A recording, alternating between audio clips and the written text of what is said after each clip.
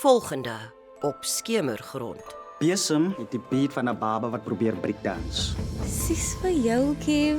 So dit los ons net met een suspek. Jy doen die regte ding, sussie. Nie net vir jouself nie, maar hierdie huis kort. Jy wil asem. Jy kan nie net niks doen nie. Een verkeerde skuif sal hom afskrik. Hy kan verdwyn en dit sal vir sy finaal breek. Cheryl is nie die enigste een wat in gevaar is nie.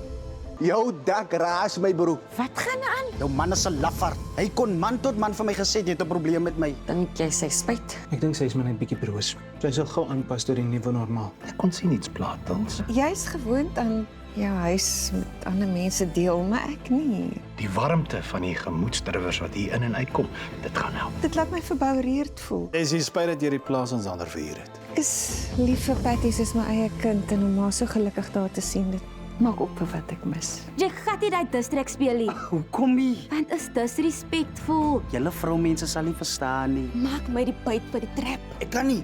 Dis te gevaarlik. Jou ma sal my nooit vergewe as ek dit Kan doen. dit waar? En elke ander vrou soos sy. Is dit die moeite werd? Die risiko, Lily se vertroue, Amber se veiligheid. Jy weet, dit is 'n groot ding, Johnson. Ek en Sandra is mal oor die plaas, maar mens kan sien Tilly verlang dit verskriklik baie. Sy is ook enige verskoning om terug te gaan. Mami, ek is moeg van terugsit en vat wat ook al Christina ons kant toe gooi. Dit is tyd dat ons 'n slag op die voorvoet kom. Jy moet my vertel wat hierdie plan is voor dit in ons almal se gesigte ontplof.